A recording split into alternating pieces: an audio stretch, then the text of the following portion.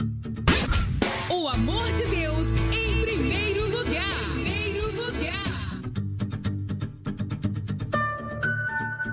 Aproveite agora para baixar o aplicativo da Rádio Vinhedo Web, a rádio web da Igreja Sem Placa. Com 24 horas de programação para você crescer em fé. É fácil, é rápido e edificador. Estamos aqui para falar de MEX, Mentoria Executiva. A Mentoria Executiva é uma plataforma poderosa de cursos e você pode acessar por mexconsultoria.com.br. Também no link da bio do BP Betão no Instagram. Mex Consultoria com BR traz a você cursos de hebraico, a língua de Deus, a língua original, para você poder enxergar a Bíblia colorida. Também tem o curso de neurociência, a neurociência aplicada à espiritualidade.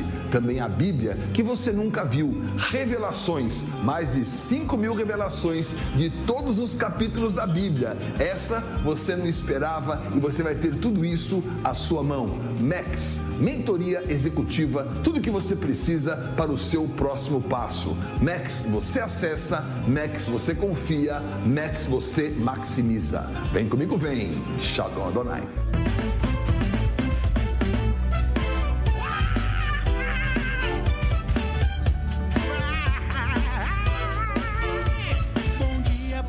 Muito bom dia, eu sou Camille, sou sua irmã em Cristo. Tô aqui nesse programa Bom Dia Hoje, no canal do YouTube da Igreja em Vinhedo, nessa sexta-feira de realidade energética, para compartilhar a palavra de Deus ao seu espírito. Nós iniciamos o mês de maio, tivemos a vigília, onde recebemos palavras e direções da parte do irmão, do Betão, para que possamos ser alimentados cada dia mais e também nos alimentarmos, individualmente no nosso dia a dia normal, comendo do Senhor, bebendo do Senhor e sendo pelo Senhor nutrido e abastecido. Então, a palavra que nós temos de direção para o mês de maio é maio do juízo quântico de uma justiça eterna, conquistada por um plano perfeito. Nós vamos ler e estudar e meditar e também compartilhar, é claro, durante esse mês de maio, o texto de João capítulo 8, 19, 20 e 21. Nós vamos estudar, meditar, ruminar na palavra de Deus em cima desses 4 capítulos. Mas para nós começarmos, hoje, apesar de ser o primeiro dia de maio, sexta-feira, é o último dia da semana, então nós estamos ainda na semana em que nós falamos sobre João 17, ainda estamos no mês em que ainda estamos no tema de João 17, ainda temos a palavra de João 17 para compartilhar. E essa semana que nós estamos encerrando, que vamos encerrar amanhã no sábado, e aí no domingo tem uma nova palavra e uma nova semana se iniciando.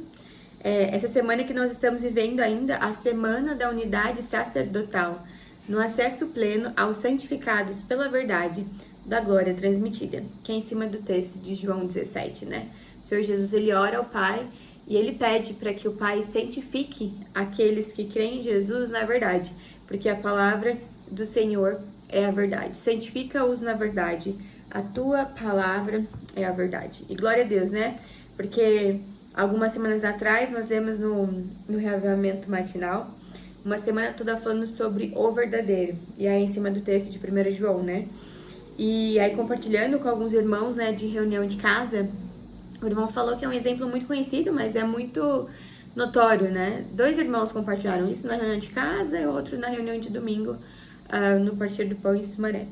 E falaram justamente sobre o exemplo da nota, Quando um especialista quer identificar, a nota que é verdadeira, ele não fica analisando as notas que são falsas, Ele procura ser perito e conhecer muito bem a nota verdadeira, para que ele tenha esse conhecimento tão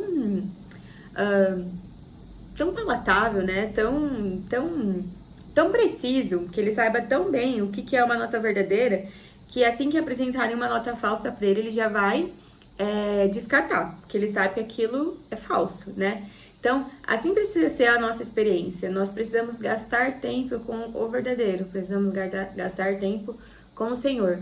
A gente não vai ficar gastando nosso tempo procurando entender o que é falso, buscar ter conhecimento do que é falso, né? Na minha experiência, por exemplo, não vou ficar buscando filosofias ou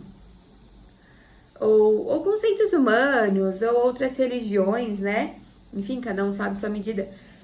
E nada do que diz respeito a esse mundo, né? Porque se existe uma coisa que esse mundo tem mesmo é aquilo que é falso, né?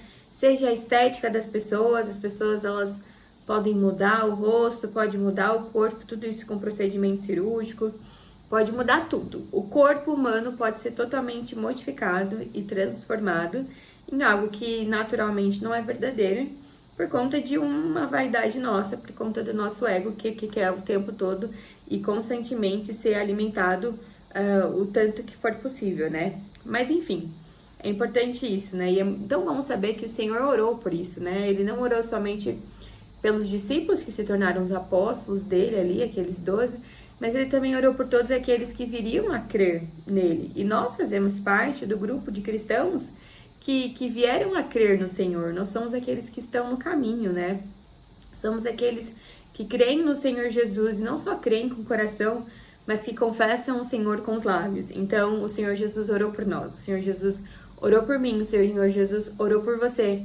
E é muito bom nós sabermos que nós somos abençoados com essa oração, que o Senhor de fato declarou e que o apóstolo João também registrou no Evangelho segundo João, né? Na perspectiva de João. Bom, mas indo agora especificamente para a palavra que nós temos no dia de hoje, são versículos que me marcam muito. Sexta-feira da realidade energética, capacitação e frutos inéditos.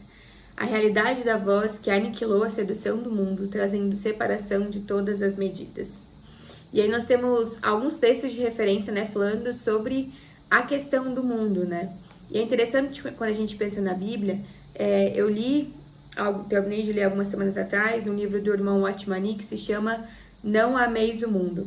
E aí ele começa no primeiro capítulo falando justamente sobre como no Novo Testamento a gente vê a palavra que para nós é traduzida como mundo, mas que no original, no grego, são palavras diferentes, né? Então pode ser respeito mundo à terra, né? As coisas que Deus criou. E também pode ser mundo como as pessoas, né? No caso de João 3,16, que Deus amou o mundo. Isso diz respeito às pessoas criadas por Deus. E também um outro significado da palavra mundo, né? Na Bíblia, no Novo Testamento, no original, no grego, também diz respeito o mundo a um sistema, né? A uma ordem, a como as coisas funcionam. E o sistema deste mundo, ele com certeza ele é dominado e sistematizado por Satanás, que é o adversário de Deus. Então a gente tem esses três significados de mundo no Novo Testamento: as coisas criadas por Deus, né, a terra, as pessoas criadas por Deus, João 3,16, Deus amou o mundo, Deus amou as pessoas, que deu Jesus, para que quem crê em Jesus não pereça, mas tenha vida eterna. E também o mundo como o sistema, a ordem, como as coisas funcionam, e este mundo, ele é arquitetado e sistematizado por Satanás, que é o adversário de Deus. Então, tendo isso em mente, eu quero começar aqui lendo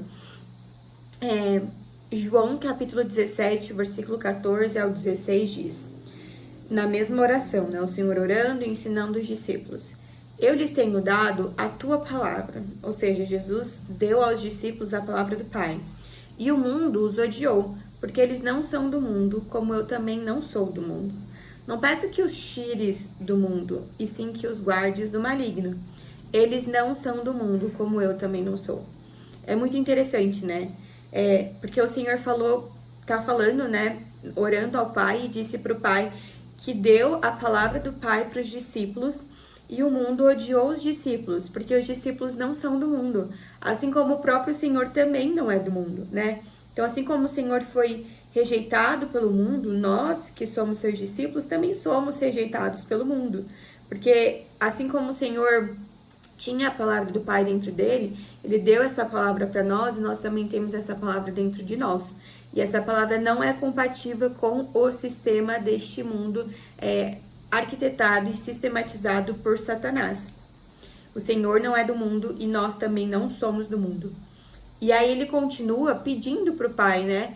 Não peço que os tire do mundo. Ou seja, o Senhor não pediu para o Pai tirar os discípulos do mundo. O Senhor não pediu para que o Pai nos tirasse, todos os discípulos, tanto aqueles quanto os que viriam a crer, no qual nós fazemos parte desse grupo que viemos a crer no Senhor posteriormente e estamos crendo no Senhor hoje, enquanto nós estamos vivos, enquanto nós vivemos. Então o Senhor não pediu para o Pai nos tirar do mundo, mas para que o Pai nos guarde do maligno. Então é muito importante a gente ter isso na consciência, porque a gente não pode buscar ter um pensamento escapista, né? De querer escapar do mundo, de querer não viver no mundo, né? Porque o próprio Senhor Jesus não orou pedindo para o Pai nos tirar do mundo. Se ele não orou pedindo para o Pai nos tirar do mundo, é porque nós não precisamos disso. É porque nós não precisamos sair do mundo.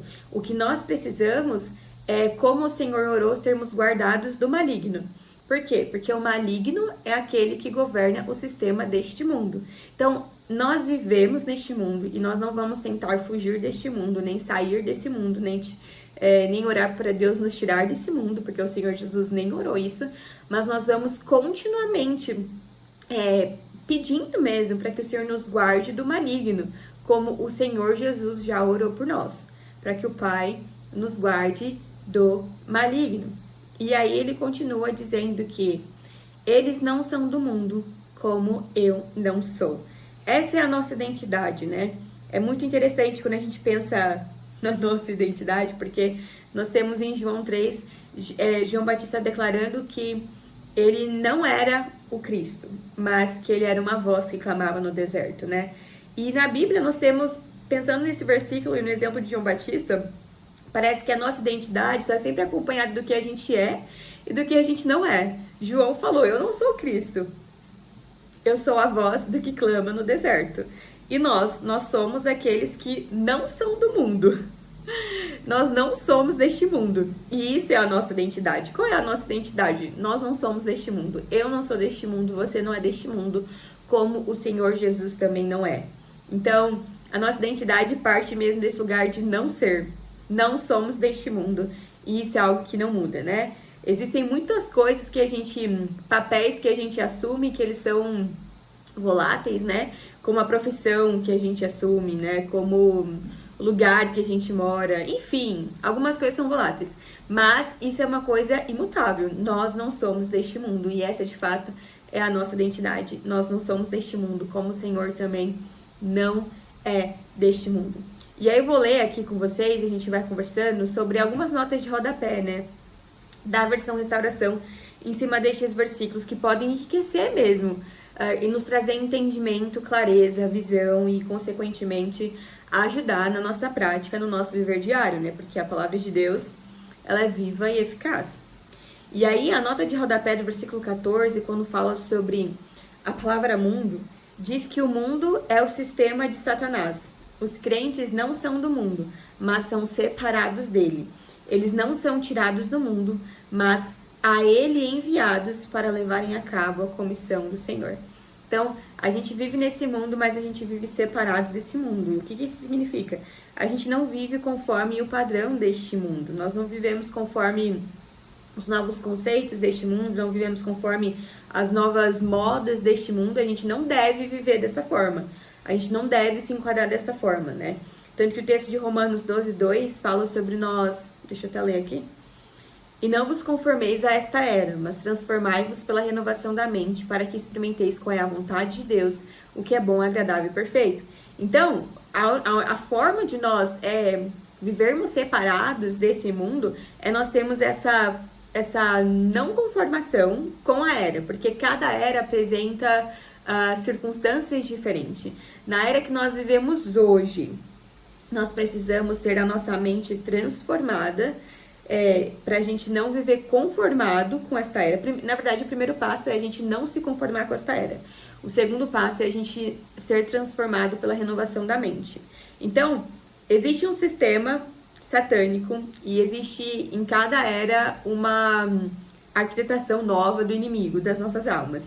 E o nosso primeiro passo é não nos conformar, é não nos amoldar aos padrões desta era, é não vivermos conforme o fluxo desta era. Se o sistema e a era tá indo para uma direção, nós que somos discípulos do Senhor, nós devemos ir para outra direção. Nós devemos seguir a renovação de mente, para a gente experimentar a vontade de Deus, que é boa, agradável e perfeita.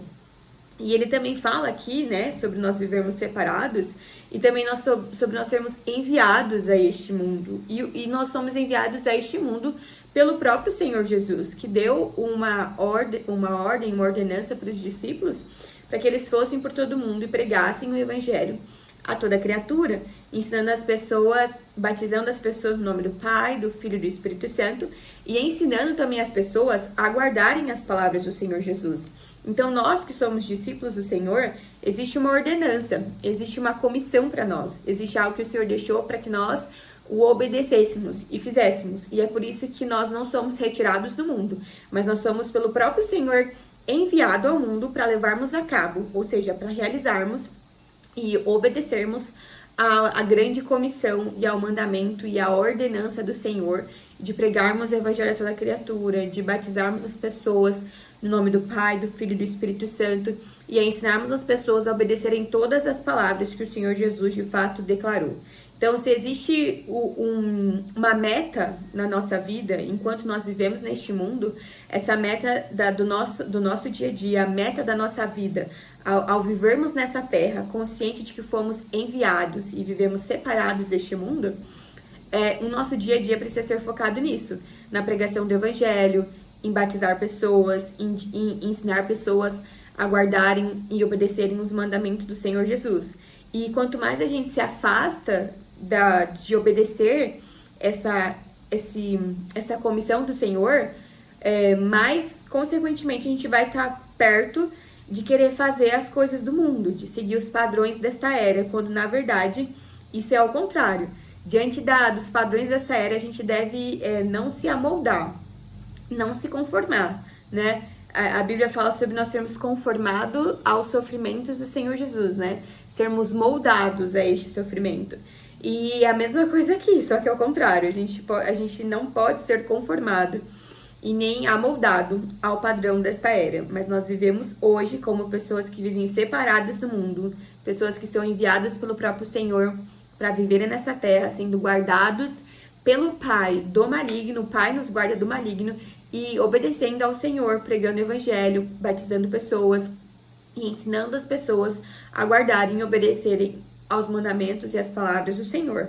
E, obviamente, primeiramente nós devemos ser aqueles que têm essa palavra dentro de nós e que obedecem essa palavra e que seguem essa palavra e que amam esse Senhor, né? Porque a gente vai dar vida, a gente vai expressar a vida, anunciar o evangelho, que é essa boa notícia, que é o Senhor Jesus.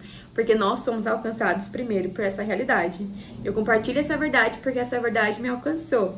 Eu compartilho essa realidade porque essa realidade, ela é viva e ela é real para mim. Por isso eu compartilho isso. E continuando, no versículo 15, quando fala sobre a palavra maligno, né? Sobre nós sermos guardados pelo Senhor do maligno, diz assim, anota: o mundo inteiro jaz no maligno. Portanto, os crentes precisam ser guardados do maligno e precisam estar sempre vigilantes em oração para serem livrados dele. Eu achei interessante aqui porque, por um lado, é o Senhor que nos guarda do maligno, mas, por outro lado, existe uma ação prática que a gente precisa fazer. E essa ação prática é nós estarmos sempre vigilantes em oração. Então, sempre que a gente ora, a gente está vigilante. E sempre que a gente termina de orar, no nosso tempo com o Senhor, é como se aquela oração nos tornasse pessoas mais atentas, mais vigilantes e menos distraídas e sucumbidas aos ataques do inimigo na nossa alma, que são frequentes, porque a Bíblia diz que ele anda ao nosso derredor, bramando e rugindo como um leão, buscando a quem tragar, né? Porque o inimigo, ele já foi julgado e ele será condenado. E o objetivo dele é trazer mais pessoas para sofrerem esse juízo juntamente com ele, porque o juízo dele já foi decretado. Ele será condenado, mas ele já foi julgado e por fim será condenado. E ele tem como objetivo trazer mais pessoas para sofrerem este mesmo juízo e essa mesma condenação juntamente com ele. Mas a Bíblia é clara.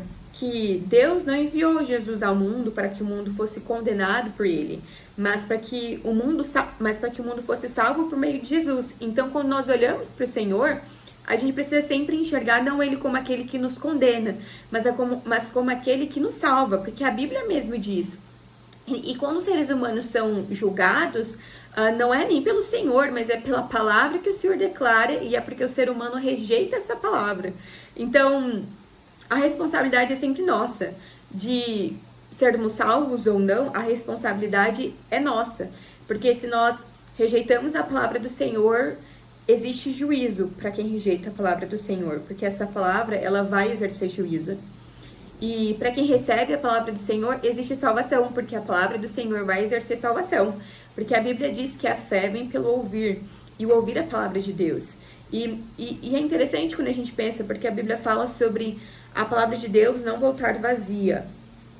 Ou seja, a palavra de Deus, ao ser disposta, ao ser falada, ela sempre vai surtir um efeito na pessoa que ouve. Seja essa pessoa recebendo essa palavra, seja essa pessoa rejeitando essa palavra.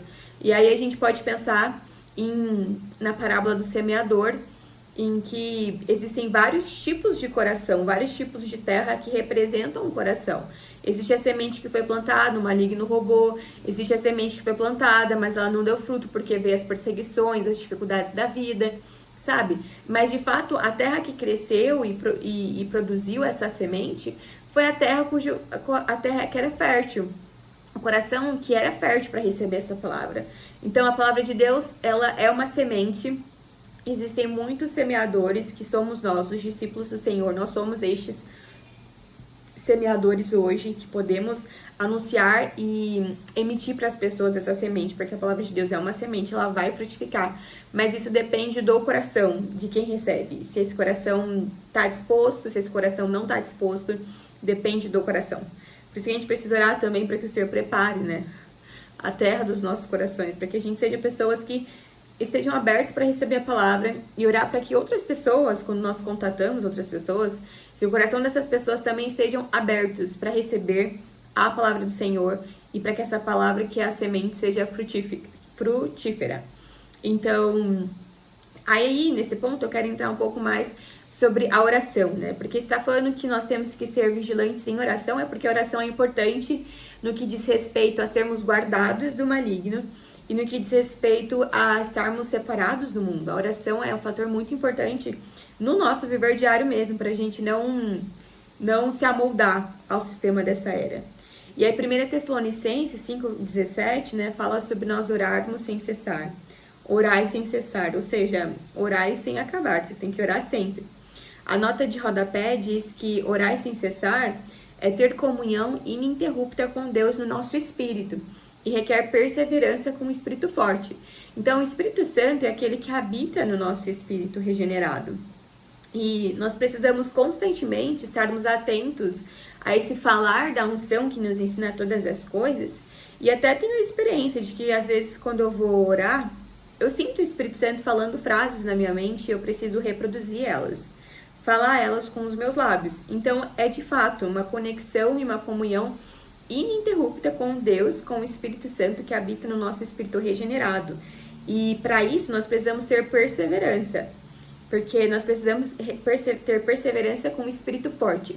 Nosso espírito não pode estar amortecido e a nossa alma não pode estar governando. O nosso espírito tem que governar e a alma tem que submeter, porque é no nosso espírito que nós temos essa comunhão e podemos ter essa comunhão ininterrupta com Deus. É só no nosso espírito que isso acontece. E aí também, Efésios 6,18 fala sobre o versículo: por meio de toda oração e súplica, orando em todo o tempo em espírito, e para isto vigiando com toda perseverança e súplica por todos os santos.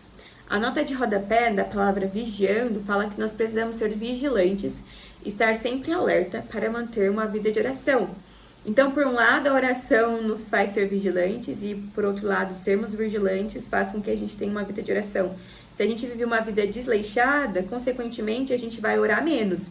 E, por outro lado, se a gente vive uma vida de oração mais ativa, nessa comunhão ininterrupta com Deus, a gente vai ser pessoas que vigiam mais, que estão mais alertas, que estão mais atentas, que são menos desleixadas e, consequentemente, dão menos espaço para o inimigo agir dentro de nós. A nota de rodapé, quando fala sobre toda a perseverança, diz que para manter uma vida de oração, precisamos de toda a perseverança, um cuidado constante e persistente. Eu acho legal quando fala sobre essa parte de um cuidado constante, porque isso diz respeito à rotina, isso diz respeito a hábitos, isso diz respeito à consistência, isso diz respeito ao nosso dia a dia, ao nosso viver diário normal. É a segunda, é a terça, é a quarta, é a quinta, é a sexta, é o sábado, é o domingo, e é a segunda-feira de novo. E é um cuidado constante. Nas manhãs, que eu creio ser importante a gente separar, a gente nos voltar para o Senhor pela manhã, e também durante todo o nosso dia, estarmos atentos a falar do Senhor, buscarmos o Senhor, orarmos ao Senhor durante o viver diário e durante o nosso dia.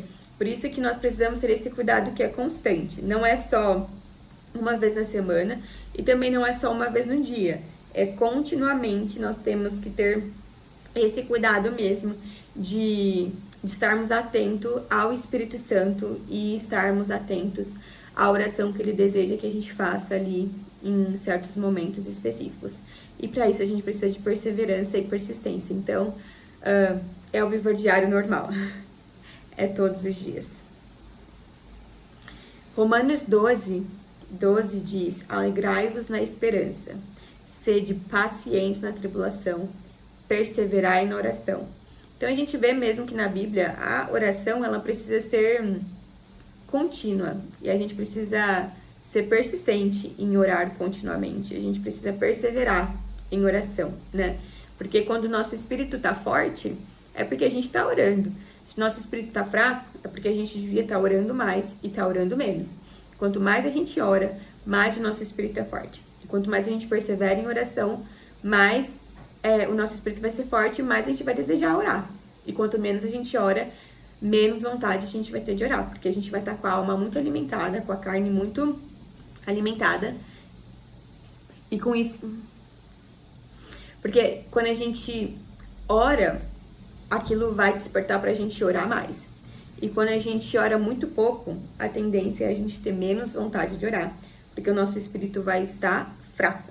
Mas quando a gente ora, o nosso espírito tá forte. Quando a gente persevera em oração, o nosso espírito tá forte. Então é importante que a gente persevere em oração. Colossenses 4:2 diz: perseverai na oração, vigiando nela com ações de graças. A nota sobre vigiando nela com ações de graças eu achei interessante, porque fala que na oração nós precisamos ser vigilantes e estar alerta e não ser negligentes. A vigilância deve ser acompanhada por ações de graças.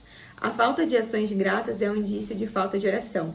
A vida de oração é preservada pela vigilância com ações de graças. Então, a gente precisa vigiar e nós precisamos render graças a Deus. Então, eu compartilhei isso em algum momento, mas eu lembro que em 2020, na pandemia, eu acessei no canal do YouTube de uma irmã que ela fez uma série de vídeos sobre oração. E falando na Bíblia os tipos de oração, né? Tem a oração de louvor, a oração de ação de graças, a oração de petição, a oração de intercessão, a oração de confissão.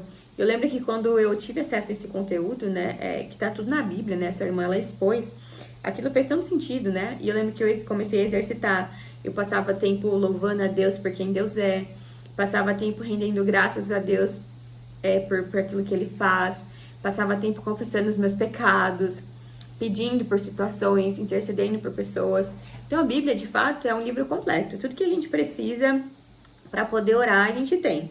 A gente tem a Bíblia, que a gente pode orar os versículos da Bíblia, e a gente tem o Espírito Santo dentro de nós, que nos ensina todas as coisas. Então a gente só precisa se dispor, se colocar disponível, como Isaías, né? O Senhor falou, quem enviarei, quem há de ir por nós? Ele disse, eis-me aqui, né? Rinene. Eis-me aqui, envia-me a mim. Então, o que nós precisamos ter é um coração disposto e disponível para sermos ensinados pelo Espírito Santo a orarmos as palavras que Ele deseja. E para isso a gente tem a Bíblia. A gente pode ler a Bíblia com oração. A gente vai lendo a Bíblia, tem um versículo que salta no nosso espírito, a gente pode transformar aquele versículo em uma oração nossa. Então, a gente pode sim orar. E a gente pode sim vigiar com ações de graças, né? Rendendo sempre graças a Deus por quem Ele é e para aquilo que Ele faz.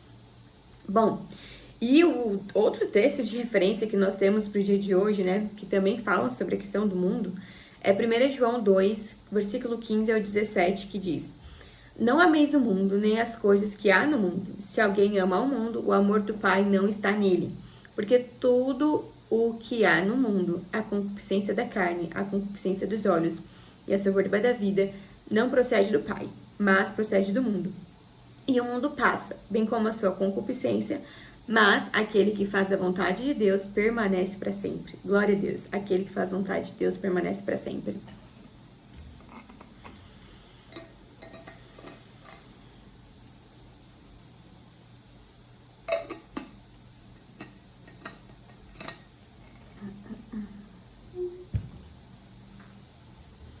Bom, a nota de rodapé da palavra mundo nesses versículos fala que mundo é a ordem, a forma estabelecida, o arranjo ordeiro. Logo, um sistema ordenado, estabelecido por Satanás, o adversário de Deus. Deus criou o homem para viver na terra, a fim de cumprir seu propósito. Mas o seu inimigo, Satanás, para poder usurpar o homem criado por Deus, formou um sistema mundano, anti-Deus na terra, e sistematizou os homens com a religião, a cultura, educação, indústria, comércio, entretenimento e etc. Mediante a natureza caída dos homens, nas suas concupiscências, prazeres e buscas, e mesmo na satisfação das necessidades da vida, como comida, vestuário, habitação e transporte. Todo esse sistema satânico jaz no maligno. Não amar o mundo é a base para vencer o maligno. Amá-lo, ainda que só um pouco, dá ao maligno a base para nos derrotar e nos ocupar. Eu achei esse final muito importante, porque ele nos dá um segredo. Não amar o mundo é a base para vencer o maligno. Esse é o nosso objetivo. A gente tem lido na reunião de casa de Campinas, o estudo Vida de Gênesis, e fala sobre o ser humano ter sido criado com esse propósito de expressar e de representar Deus. E porque o inimigo caiu, né, ele se rebelou contra Deus, nós também temos um segundo propósito, que além de expressar e representar Deus, é também subjugar o inimigo de Deus, é vencer e derrotar o inimigo de Deus, pelo Espírito Santo que habita em nós. Então, a forma de nós vencermos o maligno é nós não amarmos o mundo. Por quê? Porque esse mundo, ele é sistematizado por Satanás. Esse mundo não é sistematizado por Deus. Todas essas coisas aqui, a religião, a cultura, a educação, a indústria, comércio, entretenimento, isso tudo são sistematizações do inimigo. Então, a forma de nós vencermos o maligno é nós não amarmos o mundo. E ele acrescenta dizendo que amar o mundo, nem que seja um pouco, dá ao maligno espaço e dá para ele base, para ele nos derrotar e nos ocupar. Então, se nós não desejamos ser ocupados e nem derrotados pelo maligno, nós não podemos amar o mundo. A gente não deve amar o mundo nem um pouco. A gente deve rejeitar o mundo, porque o amor do Pai está em nós. E nós queremos ter este amor do Pai, porque o amor do Pai é maravilhoso. E, de fato, como o versículo fala, que aquele que faz a vontade de Deus permanece para sempre. Tudo vai passar. A concupiscência dos olhos, que diz respeito ao corpo, vai passar. Diz respeito às vontades da carne, isso tudo vai passar. A soberba da vida, que diz respeito a concupiscência da carne diz respeito aos desejos do corpo. A concupiscência dos olhos pode dizer respeito às questões da nossa alma, o que a gente deseja na nossa mente, vontade, emoção, isso tudo vai passar. E a soberba da vida também vai passar. Mas o que procede do Pai e não do mundo vai permanecer. Aquele que faz a vontade de Deus permanece para sempre. E nós não somos aqueles que devem fazer a vontade de Deus só de vez em quando a gente quer. A gente deve se dispor para fazer a vontade de Deus todos os dias. A gente deve se dispor para fazer a vontade de Deus sempre, em todo o tempo. Porque ao fazermos a vontade de Deus, nós temos a consciência de que nós vamos permanecer para sempre. Enquanto a gente está lendo aqui na Bíblia, que se a gente satisfazer o que a carne quer, o que os olhos quer, e viver conforme a soberba da vida, a gente não vai permanecer. Porque esse mundo, ele já está... o príncipe deste mundo já recebeu o juízo. O príncipe deste mundo, ele já foi derrotado, né? Então, não tem como a gente se apoiar no mundo, porque a gente sabe que Satanás, que é o príncipe deste mundo, ele já recebeu um juízo e ele vai ser condenado. A gente quer ser condenado junto com ele? Nós não queremos ser condenados junto com ele. Nós não queremos perecer com ele, não queremos ir para o lago de fogo juntamente com ele. Portanto, a gente não pode se apoiar em algo que vai perecer, e o mundo vai perecer, porque quem sistematiza esse mundo já foi julgado. Enquanto quem segue e faz a vontade de Deus vai permanecer para sempre. Então é muito seguro para o ser humano fazer a vontade de Deus. Porque Deus, ele é eterno, ele não muda, ninguém vai derrotar Deus, ele não vai ser vencido. Ele vai continuar existindo para todo sempre, porque ele é o eu sou, né? Então, é segurança. Viver uma vida de segurança é fazer a vontade de Deus. É a forma mais segura de se viver. Não é vivendo conforme os padrões deste mundo, conforme a concupiscência da carne, a concupiscência dos olhos, a soberba da vida. Isso tudo é instável, não é seguro. Mas fazer a vontade de Deus sempre é seguro. Glória a Deus. E a nota de rodapé, quando fala sobre o Pai, diz assim, que o mundo é contra o Pai, o diabo é contra o Filho e a carne é contra o Espírito. E eu ouvi isso semana passada, nunca tinha ouvido, o irmão falou isso numa reunião. E aí eu li isso na nota de rodapé hoje, e eu achei muito interessante. Porque quando fala sobre o diabo é contra o filho, ele vai falar em cima do texto de 1 João 3,8, que fala justamente que para isso se manifestou o Filho do Homem, para destruir as dobras do diabo. Então Jesus, ele tá contra o inimigo completamente. Enquanto a Bíblia também fala em Gálatas 15:17 que a carne e o Espírito Santo militam entre si, eles são opostos entre si. O Espírito Santo quer uma coisa, a carne quer outra coisa. O diabo quer uma coisa e Jesus quer outra coisa. E o mundo quer uma coisa e o Pai quer outra coisa, né? O mundo é contra o Pai, o diabo é contra o Filho e a carne é contra o Espírito Santo. Eu achei isso muito esclarecedor. Por isso que a gente não pode amar o mundo, mas a gente deve amar ao Pai. Por isso que a gente não pode servir ao diabo, mas devemos servir e crer no Senhor Jesus. Por isso não devemos servir a nossa carne, mas devemos sermos guiados e obedecermos ao Espírito Santo. Porque este se opõe, né? O diabo se opõe a Jesus, o Espírito se opõe à carne e o Pai se opõe ao mundo. Na verdade, ele se opõe ao Deus triuno, né? Porque o Deus triuno está muito elevado. Então, nós temos que viver conforme essa realidade mesmo no Deus triuno. Então, irmãos, de toda essa primeira parte do programa, né? O que precisa ficar, né, com a gente? Eu acredito que esse final é muito esclarecedor e tem uma direção. Não amar o mundo é a base para vencer o maligno. Então, que a gente não ame o mundo para que a gente possa vencer o maligno. Porque vencer o maligno faz parte de um dos propósitos pelo qual Deus criou o homem. Que o primeiro é representá-lo, expressá-lo, e o segundo é vencer, subjugar o inimigo de Deus. Então, se a gente quer cumprir esse propósito, pelo qual nós somos criados, o segundo propósito pelo qual nós somos criados, nós não podemos amar o mundo. E também, se a gente não deseja que o inimigo nos ocupe, eu não quero que o inimigo me ocupe, eu não quero ser derrotada pelo maligno. Então, se eu não quero ser ocupada pelo maligno, nem derrotada pelo maligno, se nós não desejamos isso, então a gente não pode amar o mundo nem um pouco, né?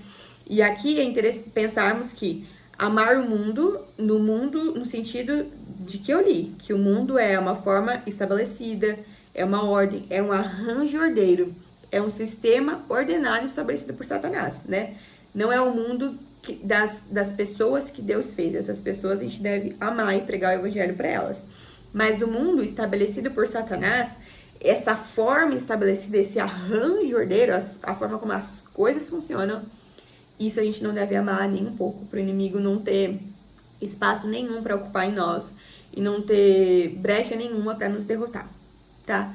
Então que o Senhor nos guie, que o Espírito Santo nos guie e que nós sejamos habilitados em Deus, que a gente se coloque à disposição mesmo. A gente precisa se dispor. Senhor, me ajuda a não amar o mundo. Senhor, me ajuda a não dar espaço para o maligno encontrar nada em mim, me ocupa por inteiro e por completo. Eu quero só o amor do Pai, e viver por esse amor e amar as pessoas com este amor e não me contaminar com as coisas deste mundo. A gente precisa orar, a gente precisa se dispor para o Senhor fazer essa obra em nós de dentro para fora. Em nome de Jesus. Bom, eu volto no próximo bloco do programa, vou falar sobre o reavivamento matinal e nesse meio tempo a gente vai poder desfrutar de um louvor e também podemos louvar o Senhor, né? Falamos de ações de graças, então nós podemos louvar o Senhor, porque Ele é bom, né? E essa palavra é esclarecedora, nos traz visão, nos traz clareza, nos dá direção. Então eu volto no próximo bloco, depois do louvor.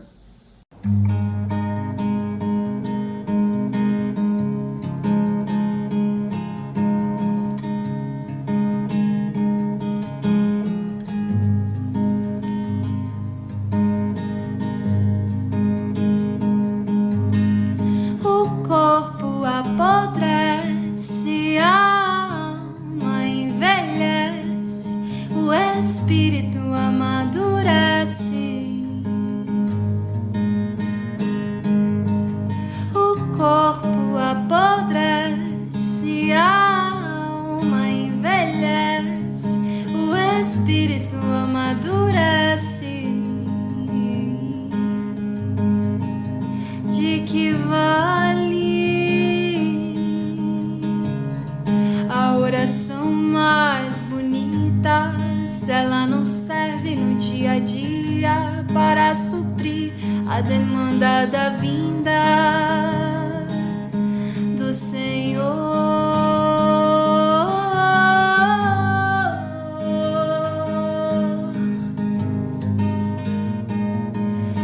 De que vale a voz mais linda se ela não serve para interferir na usurpação das trevas neste mundo?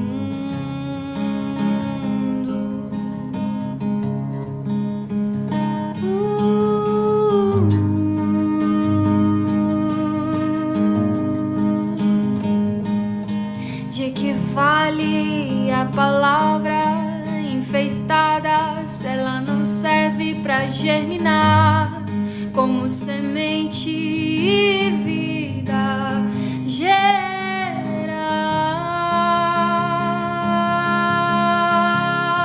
vasos de barro em pedra transformar? De que vale arranha-céus que querem inflar o ego e seu falso conforto esbanjar, mas quando ao deitar não encontra descanso? De que vale tanto ouro e tanta prata se por dentro está oco e não tem nada?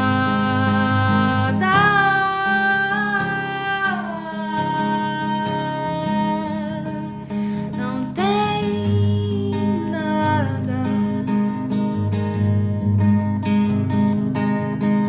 O corpo apodrece, a alma envelhece, o espírito amadurece.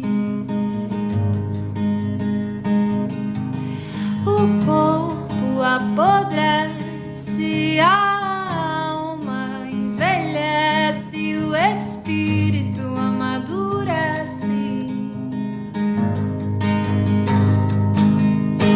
O corpo apodrece, a alma envelhece, o espírito amadurece.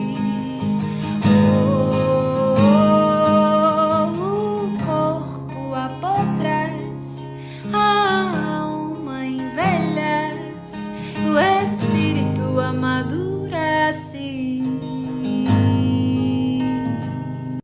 Glória a Deus. Voltamos aí depois de receber o louvor e também de poder louvar o Senhor. Nós podemos louvar o Senhor em todo tempo, né?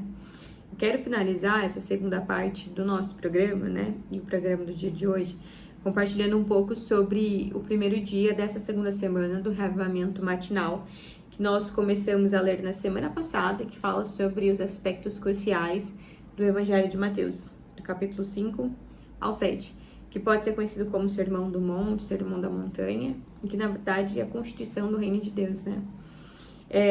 E aí os dois versículos que tem de referência para esse dia, eu vou ler aqui, que é Mateus 5,4, que diz: Bem-aventurados os que choram, porque serão consolados.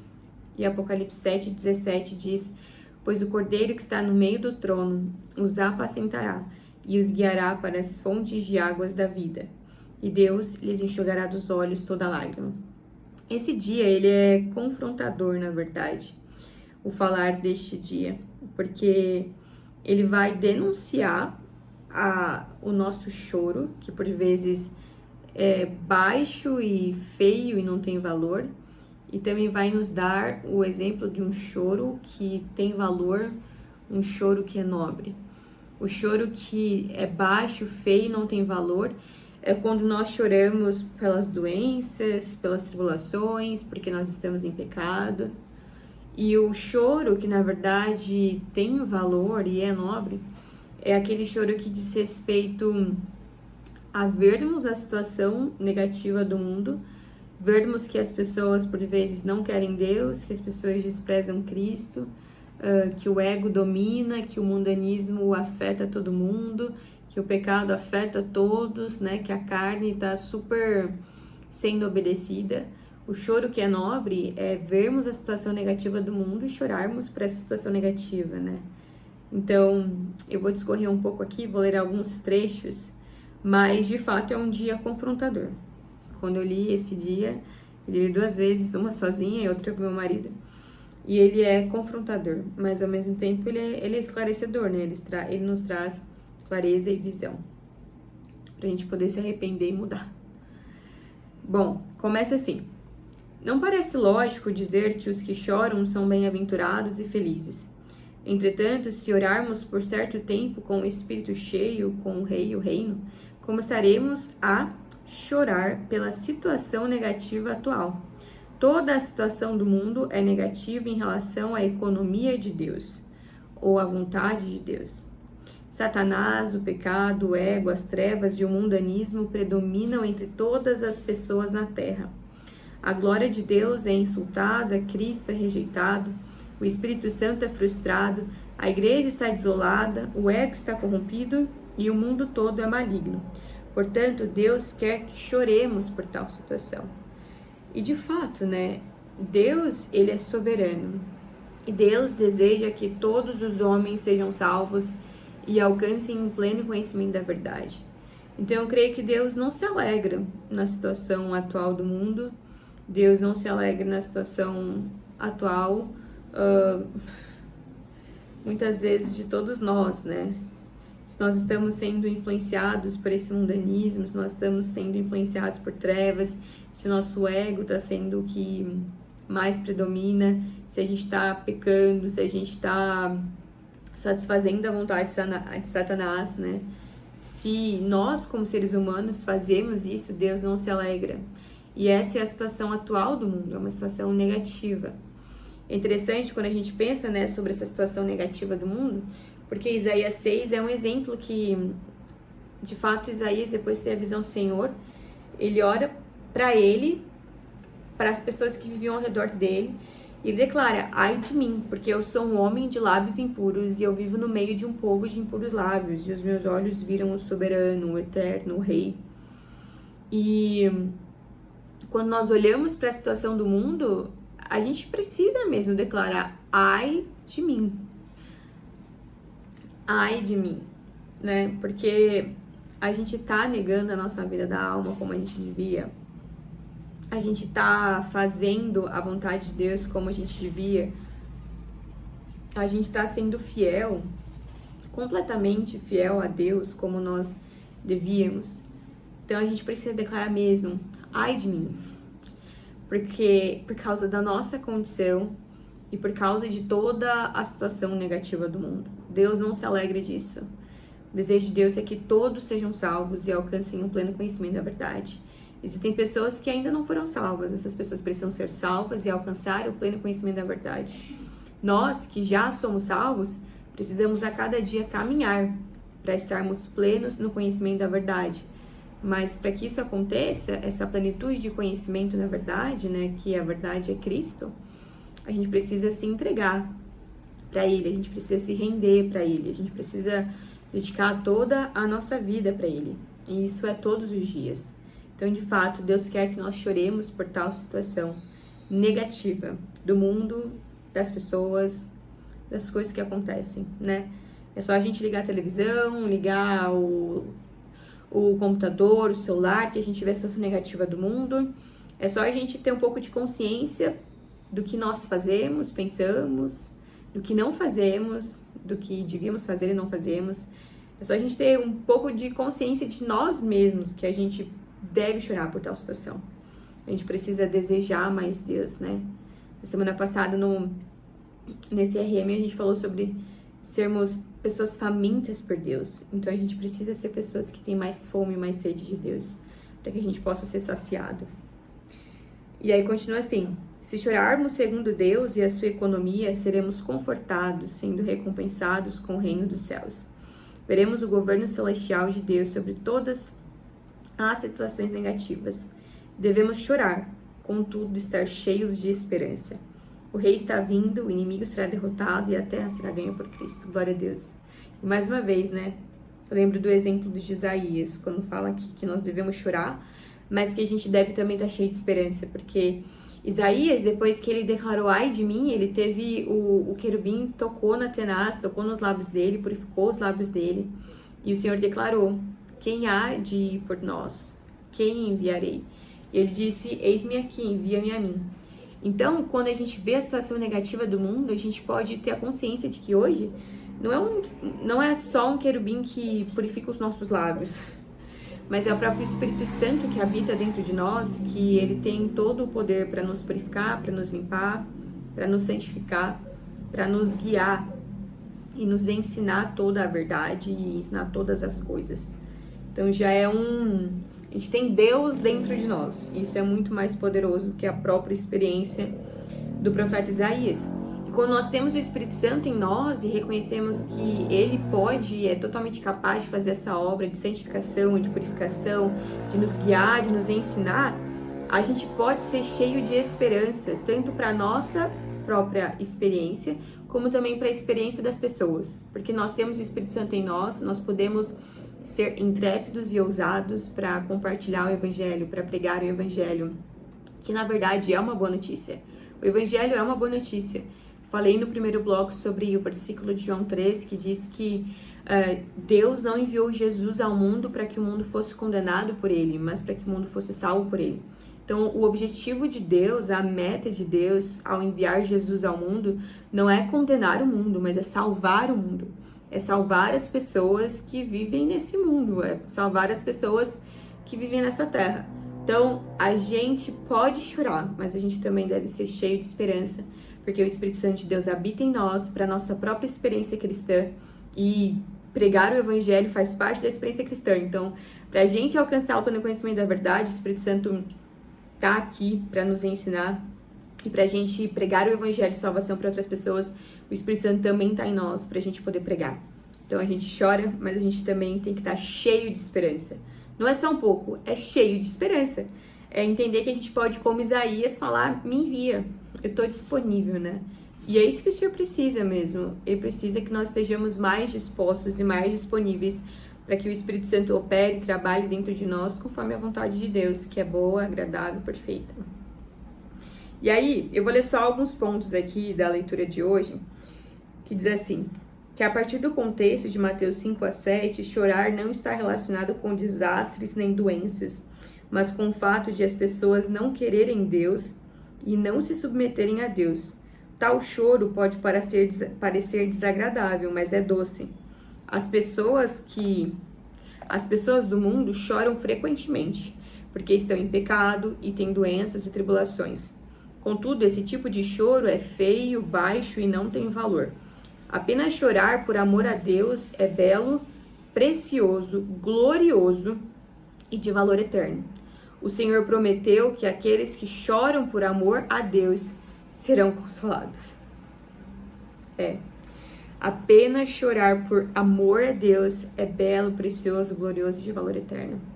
Irmãos, eu choro diversas vezes na semana.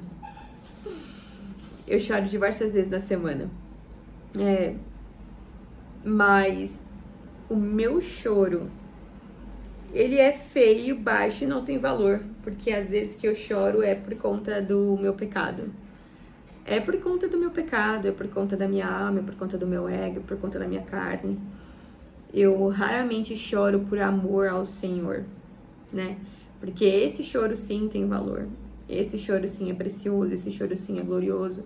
E eu também deveria chorar mais, porque as pessoas não querem Deus e não se submetem a Deus. Que se for para chorar, que a gente chore por essas duas razões. Que a gente não chore pelo nosso pecado, que a gente não chore pelas tribulações e que a gente não chore pelas doenças.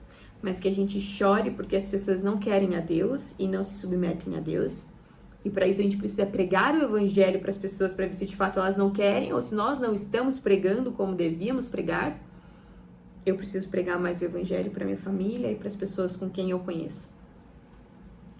E por outro lado, a gente precisa também chorar mais por amor a Deus, por desejar Deus, por anelar Deus, por ter fome e sede de Deus. Porque quando nós temos esse choro que é nobre, que tem valor para Deus, a gente com certeza vai ser consolado. Porque é um choro que faz sentido. É um choro que não tem como raiz a carne, que não tem como raiz o pecado, que não tem como raiz o ego.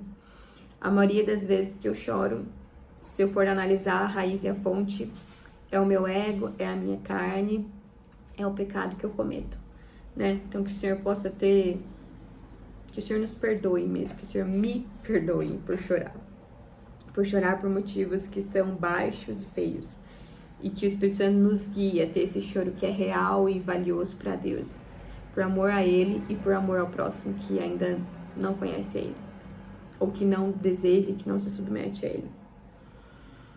E aí diz assim: uma pessoa que vive na realidade do reino dos céus chora com frequência. Não chora devido às tribulações que sofre, mas por não ganhar Deus. O objeto desse choro é Deus e o seu domínio, e a razão para esse choro é a perda de Deus e a perda do seu domínio. Esse choro é nobre e santo. Aqueles que choram serão consolados por Deus. Então, qual é o objeto do nosso choro? Se o objeto do nosso choro for nós mesmos, então o nosso choro é baixo, feio e não tem valor. Mas se o objeto do nosso choro é Deus e o domínio de Deus, então nosso choro é nobre. A gente devia chorar com mais frequência e ter como objeto do nosso choro Deus, né? E chorar por quê? Porque existe uma perda de Deus na terra. As pessoas não querem Deus, ou porque nós queremos mais Deus dentro de nós, ou porque o domínio de Deus precisa ser estabelecido nesta terra. O objeto do nosso choro precisa ser Deus e não nós mesmos. Sem dúvida, o povo do reino que chora será consolado na Nova Jerusalém. Eles não terão razão para chorar. Porque Apocalipse 21 diz que quando a Nova Jerusalém descer do céu, Deus habitará com os homens e lhes enxugará dos olhos toda lágrima. Isso refere-se às nações. Mas 7,17 também fala de o Cordeiro enxugar todas as lágrimas daqueles que estão diante do trono de Deus. Então o próprio Cordeiro, o próprio Cristo, vai enxugar a lágrima dos olhos de todos aqueles que estão diante do trono de Deus. Que sejamos aqueles que fazem parte destes que estão diante do trono de Deus, que estarão diante do trono de Deus quando o Senhor voltar, porque nós seremos consolados pelo Senhor na Nova Jerusalém e não haverá mais motivo para nós chorarmos.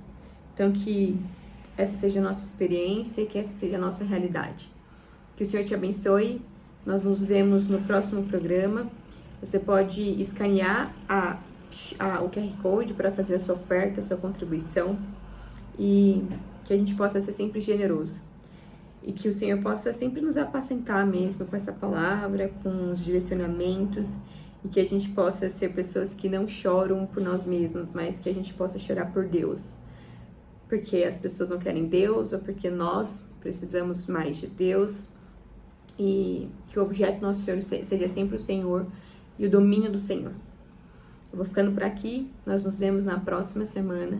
Deus abençoe.